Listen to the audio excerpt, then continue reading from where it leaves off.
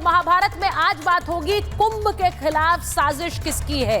आज महाभारत में इस पर बात इसलिए कर रही हूं क्योंकि बयान ऐसे आ रहे हैं जो महाकुंभ को लेकर विवाद पैदा करते हैं। आज महाभारत में दो तस्वीरों से शुरुआत कर रही हूं और ये दोनों तस्वीरें दो बयानों को लेकर हैं। ऐसे बयान जो महाकुंभ के खिलाफ साजिश की बात करते हैं। महाकुंभ के आयोजन पर दुनिया भर की नजरें टिकी हैं, लेकिन जब घर के अंदर ही बैठे लोग महाकुंभ को बदनाम करने की कोशिश करेंगे तो क्या कहा जाए। समाजवादी पार्टी के विधायक ओम प्रकाश सिंह ने एक ऐसा बयान दे दिया है जिस पर अखिलेश यादव की चुप्पी हैरान कर रही है। अखिलेश यादव के विधायक कह रहे हैं कि जो कुंभ में जाएगा वो मरेगा। सही सुना आप, जो कुंभ में नहाएगा वो मरेगा।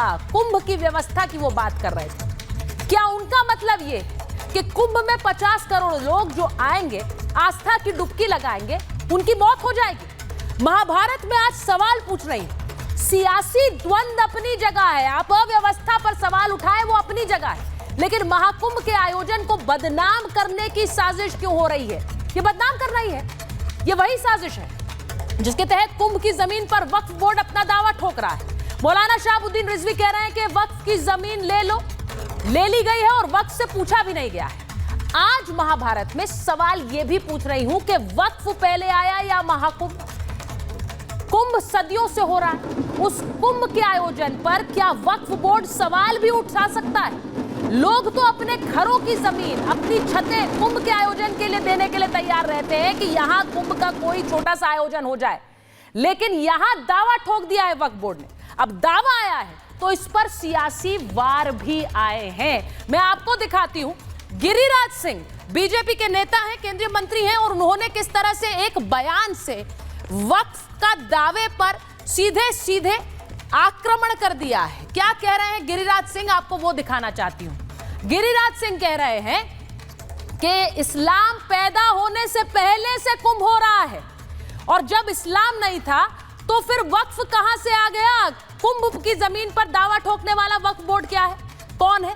वो कह रहे हैं कि राहुल, अखिलेश, ममता के मुंह बंद क्यों है जब वक्फ बोर्ड कुंभ की जमीन पर दावा ठोक रहा है। वोट बैंक के लिए गृह युद्ध की स्थिति खड़ी करना चाहते हैं। ये गिरिराज सिंह का हमला आया है। गिरिराज सिंह ने खुलकर हमला बोल दिया है वक्फ बोर्ड पर। वो ये भी कह रहे हैं, अब उनके साथ साथ जो बयान आया है वो आया है जमाल सिद्दीकी का, जो कि अध्यक्ष है बीजेपी के अल्पसंख्यक मोर्चे के। और वो क्या कह रहे हैं, वो कह रहे हैं जमीन शहाबुद्दीन के अब्बा ने वक्फ को दी थी क्या। ये मुगल काल नहीं है, होश से बाहर आए, ये मोदी काल है। आग लगाने की कोशिश अगर करोगे तो सही नहीं होगा आपके लिए। अब इसी के साथ साथ हमला एक और आया है। हमला किसका, परमहंस आचार्य जो कि जगत गुरु अयोध्या तपस्वी छावनी के हैं। वो कह रहे हैं बरेलवी 24 घंटे के अंदर माफी मांग ले, नहीं तो मुंह काला करके घुमाया जाएगा। वो ये भी कह रहे हैं कि ऐसा करने वाले को मैं 50 करोड़ इनाम दूंगा। हालांकि इस तरह के बयान उन्होंने पहले भी दिए हैं, लेकिन वो गुस्से में थे। और महाराज चक्रपाणी क्या कह रहे हैं, वो कह रहे हैं बरेलवी की तत्काल गिरफ्तारी होनी चाहिए। क्यों, क्योंकि पाकिस्तान के इशारे पर मुल्ला मौलवी ऐसा कर रहे हैं। ऐसे लोग देश का माहौल खराब करते हैं। आज महाभारत इसी पर कर रही है। जो लोग कह रहे हैं कि कुंभ में आओगे तो तुम्हारी मौत हो जाएगी, इस तरह के बयान क्या कुंभ को बदनाम करने की साजिश नहीं है। यह रिपोर्ट पहले देखिए।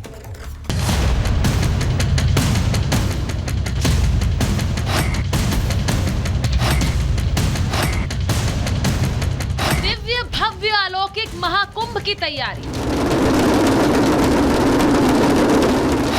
पर विघ्न डालने की तैयारी में मौलाना और सपा। 55 बीघे की जमीन पर जो वक्फ जमीन है, वो जमीन पर कुंभ मेला लग रहा। कुंभ नहा के मरे आदमी, कुंभ नहा के मरे आदमी। महाकुंभ में साधु संतों की पेशवाई शुरू हो चुकी है। सभी साधु संत अपने अनुष्ठान की तैयारियों में जुट गए हैं, लेकिन ऐसा लग रहा है कुंभ को बदनाम करने के लिए भी बयानबाजी शुरू हो चुकी है। समाजवादी पार्टी के विधायक ओम प्रकाश सिंह के एक बयान ने तूफान मचा दिया है। महाकुंभ में सनातनियों के लिए गरिमा को ताक पर रख दिया है। कुंभ नहा के मरे आदमी, कुंभ नहा के मरे आदमी। सपा विधायक ओम प्रकाश सिंह कह रहे हैं कुंभ में जो आएगा वो मरेगा। वो इतने पर ही नहीं रुकते, बल्कि वो ये भी कह रहे हैं कि वो मुसलमानों को लेकर कुंभ में जाएंगे। तो इनको जवाब बाबा बागेश्वर ने दे दिया। मुसलमान चाहेगा तो हम लेके चलेंगे नहा। गंगा तो सबकी है, गंगा माँ है, और माँ किसी का नहीं होता कि इसकी माँ है, नहीं, माँ सबकी होती है। उनको सनातन संस्कृति का ज्ञान नहीं है तो कांड और मुक्त कांड करने में समर्थ है, उनको महाकुंभ में आने की जरूरत नहीं है। और जो आस्थावान है उनके अंदर सत्ता है, उनको महाकुंभ में आना चाहिए। एक तरफ महाकुंभ की तैयारियों पर सवाल, संगम के जल पर सवाल, सरकार पर सवाल हो रहा है, तो उधर महाकुंभ में मौलाना बरेलवी के वक्फ वाले दावे पर भी घमासान छिड़ा हुआ है।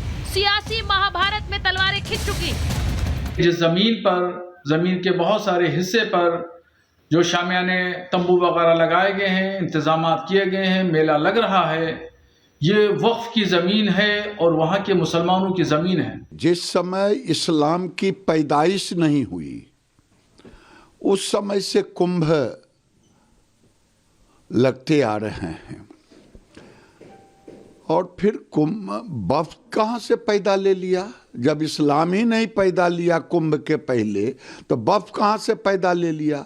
सस्ती लोकप्रियता के लिए अगर दो धर्मों में आग लगाने की कोशिश किया जाएगा तो ये बर्दाश्त नहीं होगा। जो कुंभ मेला है वो भारत की पहचान है, भारतीय संस्कृति को पूरे विश्व में जोड़ती है। ऑल इंडिया मुस्लिम जमात के अध्यक्ष मौलाना शहाबुद्दीन रिजवी दावा करते हैं कि कुंभ वक्फ की जमीन पर हो रहा है, तो साधु संतों ने भी जमकर अपनी नाराजगी जाहिर की। अगर ये 24 घंटे में क्षमा नहीं मांगता है तो 50 करोड़ रुपए का इनाम मैं घोषित कर रहा हूं कि जो इसका मुंह काला करके, जूता की माला पहना के और गधे पर बैठा करके इसको जो घुमा देगा उसको मैं 50 करोड़ रुपए का इनाम दूंगा। मौलाना शहाबुद्दीन और कुछ कट्टरपंथी महाकुंभ की भूमि को वक्फ बोर्ड की बता रहे हैं। निश्चित रूप से ये पाकिस्तान प्रायोजित है कि इस तरह से माहौल खराब करने वाले लोगों के खिलाफ समय रहते तत्काल कार्रवाई किया जाना चाहिए। भारत की जनता जल्दी ही ये चाहती है कि इस वक्फ बोर्ड नामक इस कानून को भारत के संविधान से, भारत की न्याय की पुस्तकों में से डिलीट करके हमेशा हमेशा के लिए बाहर किया जाए। कोई कुंभ के आयोजन पर राजनीति कर रहा है तो कोई पूरे कुंभ परिसर में वक्फ का दावा कर रहा है, लेकिन योगी आदित्यनाथ ने महाकुंभ की कायाकल्प ही कर दी है। इस सदी का पहला महाकुंभ आयोजित होने जा रहा है 144 वर्ष के बाद, यानी 144 वर्ष के बाद यह मुहूर्त आया है। प्रयागराज में भव्य व्यवस्था की गई है, कुंभ की पूरी भव्य व्यवस्था।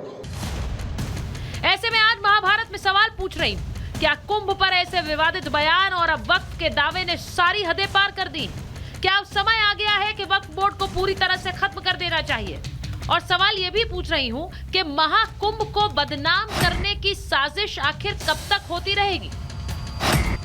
Bureau report, Republic Bharat.